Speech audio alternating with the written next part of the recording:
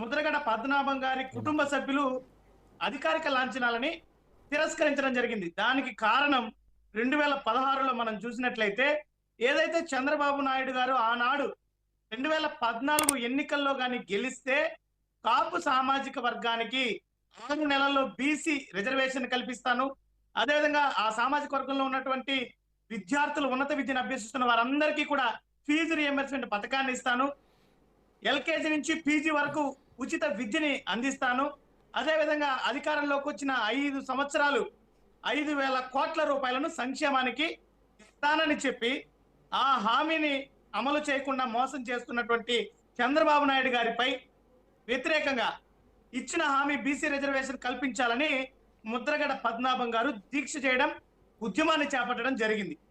మరి ఆ సందర్భంలో అధికారంలో ఉన్నటువంటి చంద్రబాబు నాయుడు గారు తాను ఇచ్చినటువంటి హామీలపైన చిత్తశుద్ధి లేకుండా ఇచ్చిన హామీలను అడుగుతూ దీక్ష చేస్తున్నటువంటి ముద్రగడ పద్మనాభం గారి పైన, వారి కుటుంబ సభ్యులపైన ఏ రకంగా ప్రవర్తించారో యావత్ రాష్ట్రము, యావత్ దేశము చూసింది.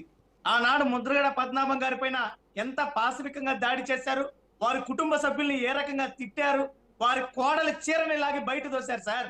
ఆ అబ్బాయి గిరిగారిని అయితే చొక్కా చింపి లాఠీలతో కొట్టుకుంటూ పోలీసు జీబునికి ఇచ్చినటువంటి పరిస్థితి.